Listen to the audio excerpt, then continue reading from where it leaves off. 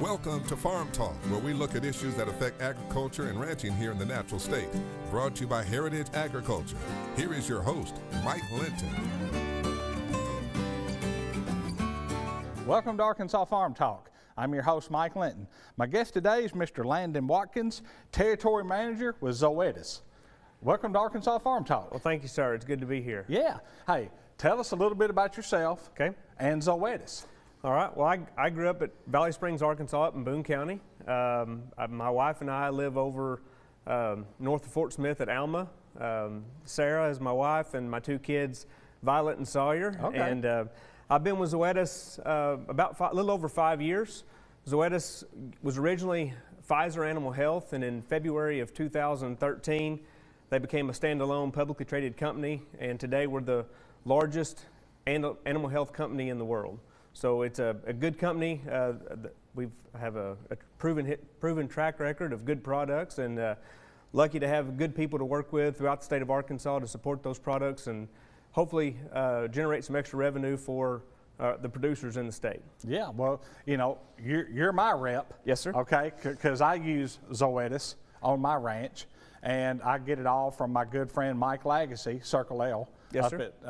Up in Quitman. Yep. You know, so I actually talked to him this morning. My vaccine's in and it's ready to go. So I need to get up there and I need to get it so we can get everything vaccinated and ready to go next month. He does a heck of a job for us. I'm glad to have him as a partner. Yep.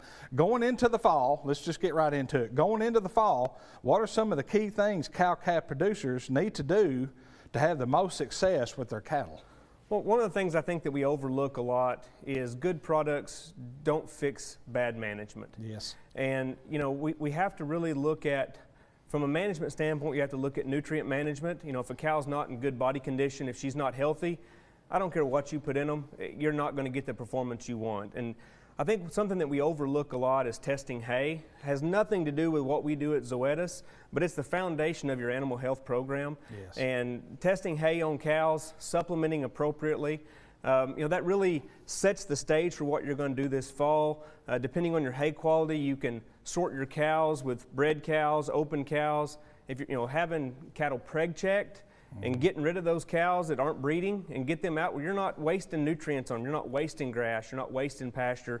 You know, those are things that we can do to maximize what we're putting into these cattle.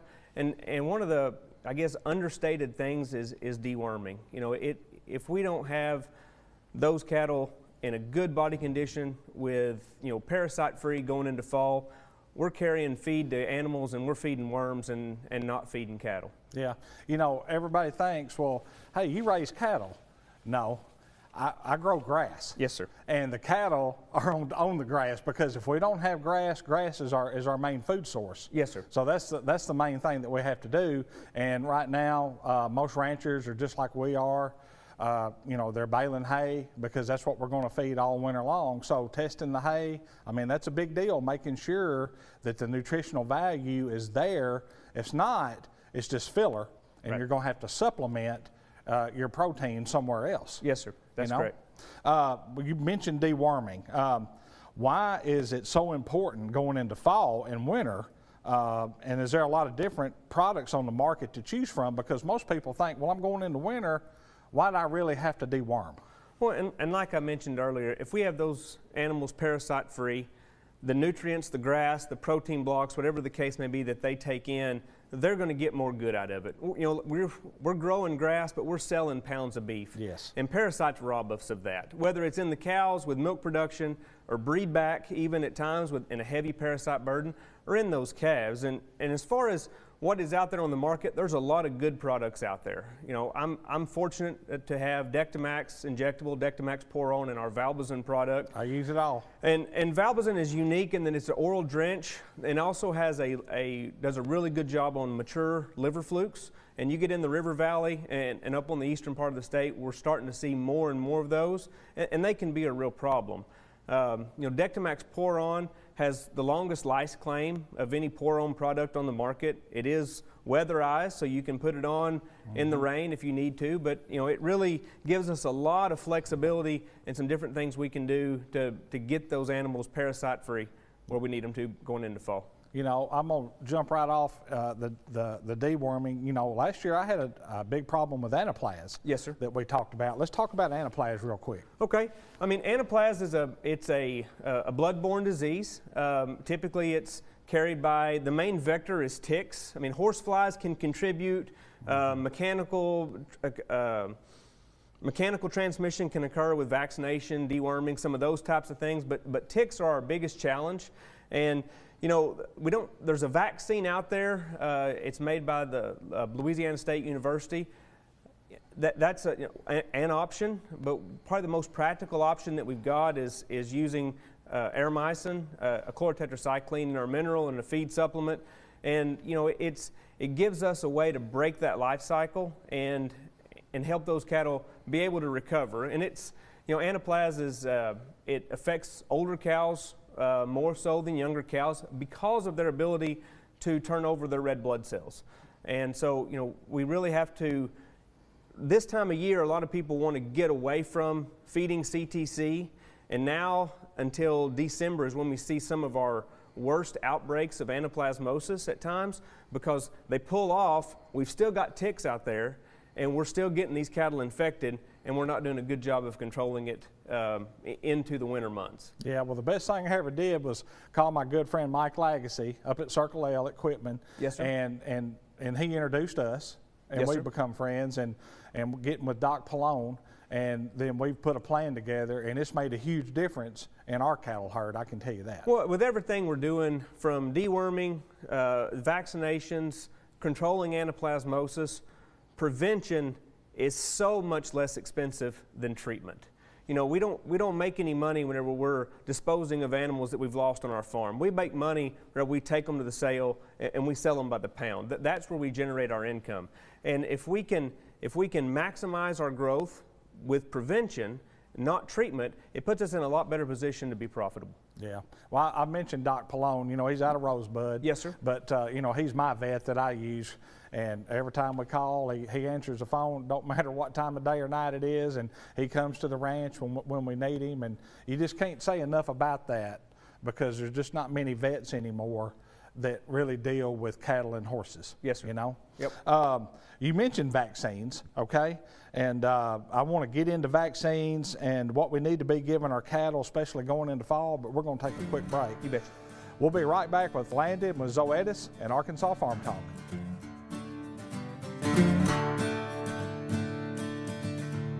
Welcome back to Arkansas Farm Talk. I'm with Landon Watkins with Zoetis. Landon, we stopped a while ago. We were going to start getting in talking about vaccines. What vaccines do we need to be giving our cattle going into the fall? Well, one thing we have to remember is anytime you embark on a new vaccine protocol, it's always good to consult your veterinarian. You work with Dr. Pallone there at Rosebud, and you know, just to make sure that you're covering the pathogens you have in your area. And also we need to handle those properly and administer them with proper BQA approved methods. But right now, coming into fall, we've really got 4 classes of cattle on our operations. We've got a bred cow that's going to calve in the spring. We've got probably an open cow, or a heavy bred to soon to be open cow in our fall calving cows. Yeah, we're calving now, right now, next 2 months. Yeah, we've got young calves, and then we've got some people have got some spring calves that we're looking at starting to weaning. Mm-hmm. And you know, all of them have a different challenge, so to speak, but they have a little bit different things that we have to consider whenever we look at vaccination programs for those types of cattle. Yeah, we weaned off 29 this morning. Yes, sir. But anyway, so let's get into some of the vaccines. Okay. Are there different vaccines we need to be giving each one, or is it one size fits all, or explain that just a little bit? I mean, it all goes back to management. I mean, we have some products that if you run all your cows together and never pull a bull out, you know, we've got, a product called Cattle Master FP that works, or Cattle Master Gold FP. It's safe to put in all classes of cattle, open or bred, young calves to older cows. But what's important is we need to look at is, are we vaccinating for the pathogen that's the biggest financial impact on that animal? So if we look at our mature cows right now, going into the spring calving cows, we're looking at protecting that calf inside that cow. So that's where the fetal protection claim, the fetal protection portion of Cattle Master FP and Bovishield Gold FP comes from, is we've proven to be able to protect that unborn calf. And also, we're looking at producing quality colostrum for that newborn calf. When that calf's born, it has no immune system until it starts to nurse.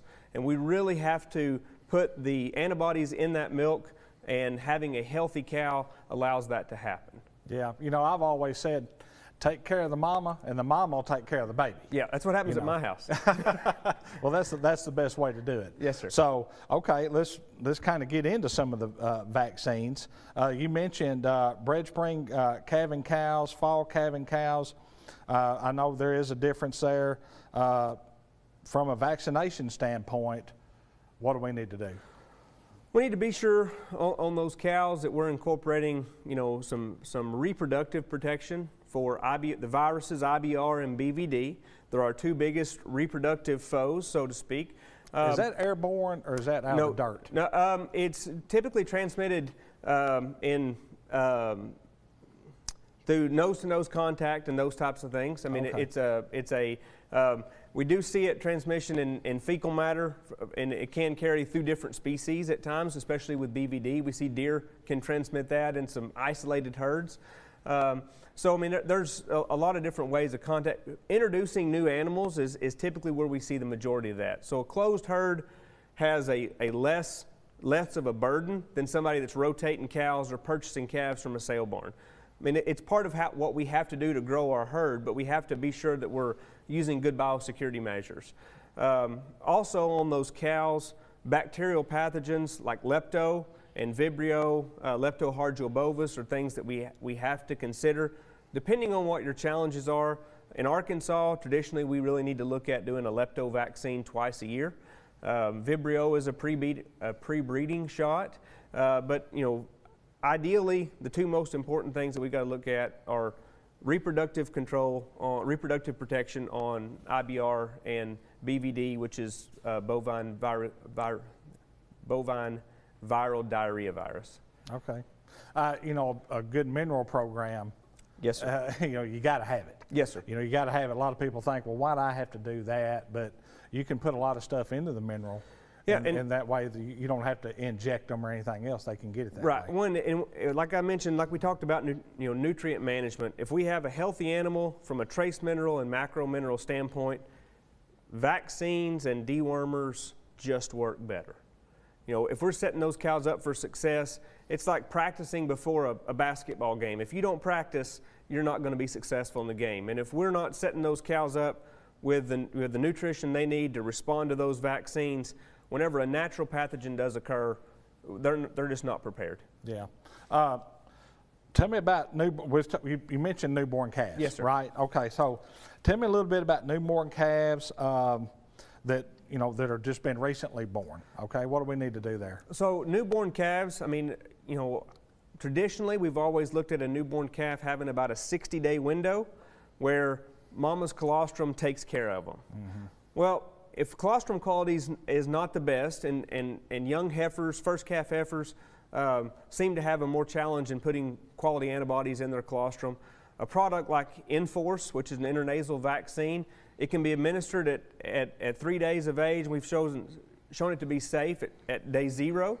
You know, those products really provide protection. That product provides protection against IBR, PI3, and BRSV. And that BRSV virus that's the virus that causes most of our early calf pneumonia. And by going up the nose, there's no maternal antibody interference, so that good colostrum doesn't impact the quality of that vaccine. So once we get those cattle out 60, 90 days, then we can start looking at an injectable vaccine, which is what you're doing, mm-hmm. and getting those cattle set up pre-weaning and getting their immune system set up to respond to that weaning vaccination, because the last thing we want to do is get a newborn calf on the ground, get it up to 500 or 600 pounds, ready to wean it, hoping to market it soon, and then lose it because of a respiratory disease. And so the quicker we get those in there and using the right products like Bovishield Gold One Shot, Enforce, those types of products really help our success in weaning and being able to sell a marketable calf. Yeah, well, I know personally we use all those products that you just mentioned. Let me just ask you this: can you just remember off the top of your head? Can you tell me everything that I'm using? Yes, sir. So I just wanted people at home to know, yeah. Okay, well, exactly what do I hear you talking, but what I really need to be thinking about and using. So what you're doing right now is you're using our Cattle Master Gold FP5 L5 product twice a year. That gives you your viral protection and 2 rounds of lepto, like we discussed. On your calves, you're giving an Enforce to these younger calves, and then at weaning, you're using a BovaShield Gold 1-shot, and then 2 to 3 weeks after weaning, you're coming back with a BovaShield Gold 5. You're also incorporating 2 rounds of blackleg in there to provide protection from your clostridial vaccines.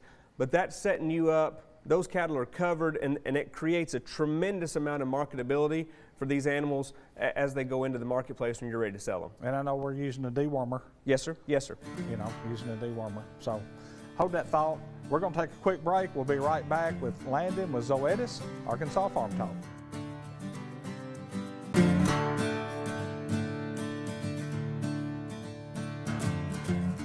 Welcome back to Arkansas Farm Talk. I'm with Landon Watkins with Zoetis. Hey, we were talking about wean calves and different vaccines, you know, that they need basically before we market them. Backgrounding. Talk about that just a minute. So backgrounding is the time post-weaning until you market them. Typically that's 45 days or longer. And so that gives you the opportunity to get those cattle on feed so that the next producer that purchases those cattle sees less sickness. You know, I mean, what we're trying to do with vaccines like BovaShield Gold 1-shot, and I failed to mention a minute ago, the 1-shot portion of that is the Mannheimia hemolytica. That's our #1 bacterial pathogen when we look at calf pneumonia. So we have a tremendous track record with that product, and it fits really well in what you're doing and what we're seeing across the state. But backgrounding those cattle, you know, getting them bunk broke and broke to water, and you know, if we do a good job with animal husbandry at the cow-calf segment, we have less need for antibiotic as we go on down, you know, on down the line for these calves, and that's really what we're trying to look at is let's focus on prevention and not just always be looking for a solution in a needle. You know, let's not try to treat. Yes, sir. Yeah, well, you know, backgrounding, that either gets them ready to go to the next farm or to go to the feedlot. Yes, sir. And people feel good about, you know, where these cattle that they're buying are. Yes, sir. They feel that they've been well taken care of. Okay, let's just talk about, you know, as producers, we spend a lot of time and money vaccinating, banding, deworming. You know, what are the advantages of doing this besides improved health? And let's talk about the Select Vac program. Okay, so other than improved health, you're creating, with less sickness, you've got more pounds of calf. Yep. And we sell pounds. Yes, and we sell pounds of beef. And that health program allows you to entertain a lot more marketing avenues. What we have with Select Vac at Zoetis is it's a 20+ year history of preconditioned cattle, vaccinated, that we know are ready to go to work at the next phase, whether that be the backgrounding segment or the feedlot. Arkansas Extension has put in place the Arkansas Go Green product. Those programs nearly mirror each other. We just have that as a company product in Select Vac.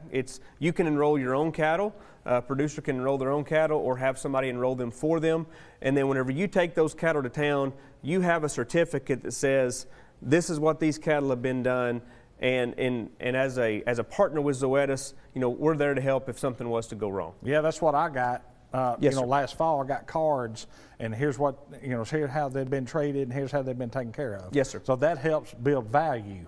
Well, and you know, we talk about Arkansas agriculture. We've got to continue to build the reputation of Arkansas cattle if we want to continue to demand a good price for our livestock. Absolutely.